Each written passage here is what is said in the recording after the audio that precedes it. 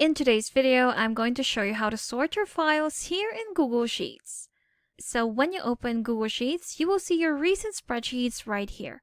Now, if you want to sort them in any way, your option would be to go to your sort options right here.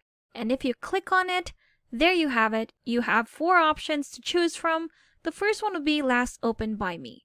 So whichever files you've opened recently, they'll be the ones at the top right here. Next one would be last modified by me. This is actually a bit quite the same with the other one unless you don't touch your spreadsheet. So if you did open that file but did not make any changes, that will be the difference between your opened files. And if you did make any changes on your files, then that will be your last modified located right here. You also have your last modified.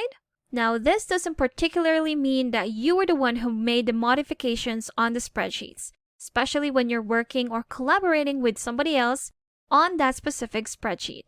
And of course, the last one would be our title. If we click on this, all of your files will be sorted in alphabetical order, starting with the numbers and then ascending from A to Z. And there you have it. That's how you can sort all of your files here in Google Sheets by clicking on your sort options right here. Thank you for watching this quick tutorial. Make sure to subscribe for more helpful videos, and I will see you in the next one.